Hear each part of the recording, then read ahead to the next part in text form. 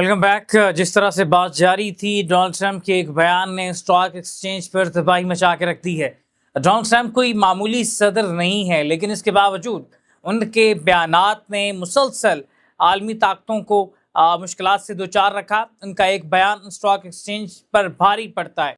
गुज़श्ता रात उनका दिया गया बयान कि ईरान पर दोबारा हमले शुरू कर रहे हैं, महंगाई की एक नई लहर लेकर आया। पूरी दुनिया इस वक्त मुतासर हो चुकी है। आबनाए हुर्मुज़ का कंट्रोल मुकम्मल तौर पे पासदाराने इनकलाब के पास है, और पासदाराने इनकलाब ईरान के सुप्रीम लीडर के नीचे काम करती है। ईरानी सदर और दीगर जो ईरानी जो ओहदे हैं वो पासदाराने इनकलाब को डिक्टेट नहीं कर सकते।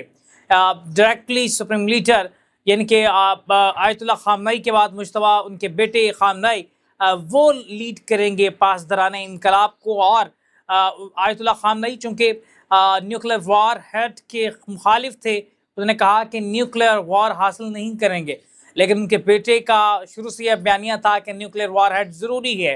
तो अब चूँकि वो खुद सुप्रीम लीडर बन चुके हैं तो कैसे पीछे हट सकते हैं, ये सूरत हाल पूरी दुनिया देख रही है।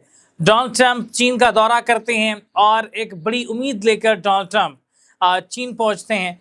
चीन पहुँच कर वो दो अहम तरीन मामलात पर डिस्कशन करते हैं। सबसे पहले ईरान के साथ एक मौसर डील उसके हवाले से बात करते हैं और कहते हैं कि चीन इसमें अपना कलीदी किरदार अदा करे। तो चीन ने उसके लिए हामी भरी कि वो पाकिस्तान को इंगेज करेगा और ईरान को एक मुश्तरका लाएमल बना के कुछ बीच का रास्ता निकाल के हम दो चार जो पॉइंट्स जो फंसे हुए हैं उनको किसी तरह से उनका सलूशन निकालने की कोशिश करेंगे। और हम दोनों ममालिक को ये समझते हैं कि उनको अमन का दामन थामना चाहिए। ईरान और अमेरिका दोनों को टेबल पे बिठाने के लिए कोशिश करेंगे। चीन ने इसके लिए तसल्ली दिलवाई। डोनाल्ड ट्रंप ने ताइवान के हवाले से बात की। चीन ने कहा कि दो टोक मौक़िफ़ अपनाया। उन्होंने कहा कि ताइवान चीन का हिस्सा है, इस पर तो बहस करना ही फजूल है, आप किसी और टॉपिक पे बात करें।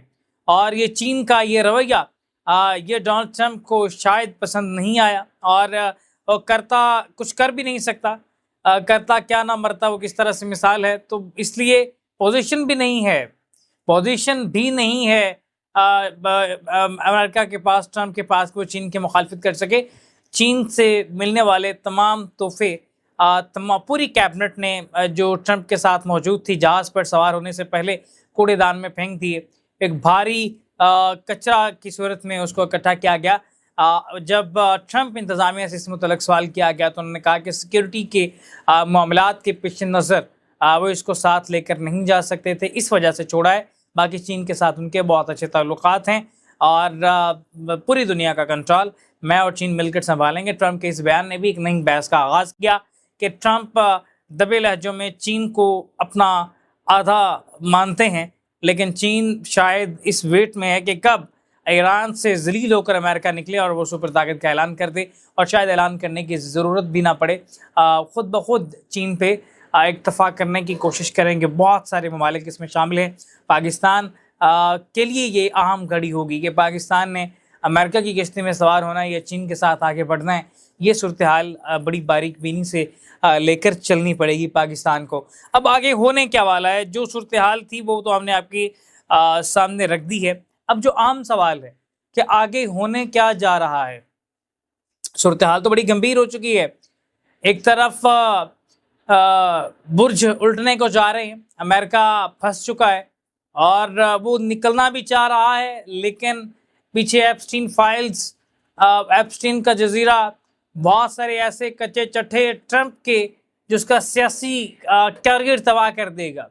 और ना सिर्फ सियासी कैरियर तबाह होगा, अगर बहुत सारे ठोस इम्कानात मौजूद हैं कि ट्रंप अगर इस जंग से पीछे हटते हैं तो जो सिहूनी पसंद एक सिहूनियत है, आप उन्हें कह सकते हैं कि मखसूस इसराइली यहूदी जो एक पूरे सिस्टम को कंट्रोल करके बैठे हुए हैं, जिनका नाम आप इल्यूमिनाटी फ्रीमेसनरी की सूरत में भी सुनते आए, वो ऐसा प्लान तैयार करके बैठे हैं। ट्रंप पे 2 से 3 बार अटैक यूं ही नहीं हो गया, बल्कि ट्रंप को ये तनबीह किया गया, उसको ये इशारा दिया गया कि अगर तुम इस जंग से पीछे हटे तो तुम्हारे खून से हम इस जंग को भड़काएंगे। تمہیں بلی کا بکرا بنائیں گے، اور جو ٹرمپ کے قتل کا الزام ہے وہ ایران پہ آئے گا اور امریکہ نہ چاہتے ہوئے ایک لمبی جنگ کا حصہ بن جائے گا۔ اسرائیل نے اس جنگ کو بہت لمبا لے کے چلنا ہے۔ ہم شروع سے یہ بات کرتے آئے کہ آپ حقیقت کی آنکھیں کھول لیں۔ یہ جنگ محض 2-4 ہفتوں کی جنگ نہیں ہے، یہ محض 1-2 ماہ کی جنگ نہیں ہے، یہ جنگ لمبی چلنے کے لیے ہے، اور اس میں بہت بڑے بڑے ممالک اس جنگ کا حصہ بن جائیں گے۔ امریکہ نہ چاہتے ہوئے بھی اس تیسری جنگ کا حصہ بن جائے گا، اور امریکہ کی یہ مجبوری ہے کہ وہ اس جنگ کا حصہ رہے۔ امریکہ ہر ممکن کوشش کر رہا ہے کہ وہ اس جنگ سے نکلے، کبھی پاکستان کی تعریفوں کے پل باندھ دیتا ہے، اور کبھی چین کا دروازہ کھٹکھٹاتا ہے اور چین پہنچ جاتا ہے۔ تمام دروازے کھٹکھٹانے کے بعد ابھی تک کوئی مؤثر حکمت عملی سامنے نہیں آئی، اور ایک امید کے ساتھ کل ان کے وزیر خارجہ نے ٹویٹ کیا، اور نائب وزیر خارجہ نے کہا کہ امید باقی ہے، پاکستان کے تھرو وہ ایران کے ساتھ ایک مؤثر ڈیل بنانے میں کامیاب ہو جائیں گے۔ ڈیل کی بھیک مانگتا ٹرمپ اتنا کمزور تو نہ تھا جنگ سے پہلے، کیا صورتحال بنی؟ وہ مستقل مزاجی جو ایران نے اپنائی میزائل بنانے میں، جب عرب بڑی بڑی بلڈنگز بنا رہے تھے اس وقت ایران میزائل تیار کر رہا تھا، اور جب میدان میں آنے کی باری ہوئی میزائل جیت گئے۔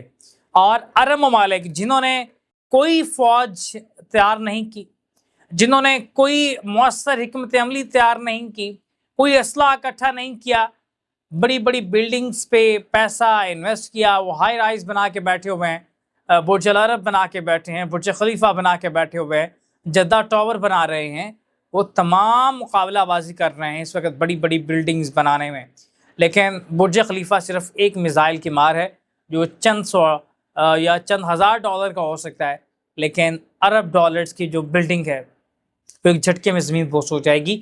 یہ فرق تھا جو ایران نے مستقل مزاجی سے اپنی دفاع پہ جو ہے وہ کمپرومائز نہیں کیا، اور نہ صرف اس نے اپنی فضائیہ جیسی بھی تھی آپریشنل رکھی، بحری اس کی قوت بہت مضبوط ہے۔ آج بھی آپ نائے ہرمز کو کراس کرنے میں کوئی ملک جو ہے وہ جسارت نہیں کر پا رہا، بیٹھے ہوئے ہیں دیکھ رہے ہیں کیا بنے گا۔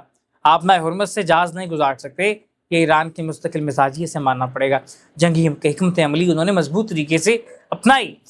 تو بہرحال یہ امریکہ نکلنا چاہ رہا ہے، کسی نہ کسی طرح سے راستہ ڈھونڈ رہا ہے، کبھی پاکستان کے در سے، کبھی چائنا کے در سے۔ اسرائیل اس جنگ کو لمبا کھینچے گا، اور شروع دن سے ہم یہ بات کرتے آئے کہ یہ جنگ اسرائیل کے لیے بہت اہم ہے، مسلمانوں کے لیے، عیسائیوں کے لیے، یہودیوں کے لیے، تینوں کے لیے۔ آپ سوچیں دوبارہ کہ 3 مذاہب، 3 کتابیں، اور تینوں کتابوں میں اس جنگ کا ذکر کیا محض ایک اتفاق ہے؟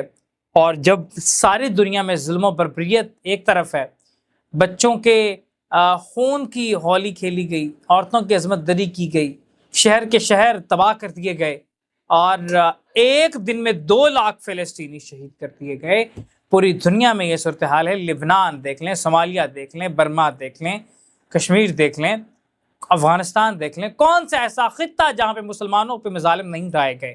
تو اب بھی آپ نہیں سمجھ رہے کہ ہم کس وقت میں آگے کھڑے ہوئے ہیں؟ بہت اہم وقت ہے اور بڑی اہم سچویشن ہے، اس وقت کی قیمت بہت بڑی ہے، یہ دیکھنا پڑے گا کہ اس کو کیسے فیس کرتے ہیں لوگ اور کیسے آگے بڑھتے ہیں۔ بہرحال یہ جنگ رکنے کے لیے نہیں ہے، امریکہ جتنی مرضی کوشش کر لے، فیوچر آن دا ریکارڈ اور تاریخی اور قرآن و سنت کے مطالعے میں ہم آپ کے سامنے رکھ رہے ہیں کہ جنگ بہت لمبی چلے گی، ٹھنڈی ہو سکتی ہے، پاز ہو سکتی ہے، رک سکتی ہے، عارضی 2-3 ہفتے رک سکتی ہے، 2 ماہ رک سکتی ہے، یہ جنگ اس کا اختتام ہو جائے، یہ ایسی بات ہے کہ جس کو کسی صورت کو ثابت نہیں کر سکتا۔ یہ جنگ رکنے کے لیے نہیں، یہ جنگ کا دوسرا فیز بہت مشکل ہے، اور تیسرے فیز میں وہ سب چیزیں پار ہو جائیں گی جو آپ احادیث میں سنتے آئے کہ جس کے 90 بیٹا 100 بیٹا اس میں 90 ہلاک ہو جائیں گے، 10 بیٹوں میں سے 9 ہلاک ہو جائیں گے، اس طرح کی احادیث موجود ہیں۔ بہرحال اس تمام صورتحال میں بات کریں گے۔ اپنے میزبانوں سامع زائد کو دیجیے اجازت، اللہ نگہبان۔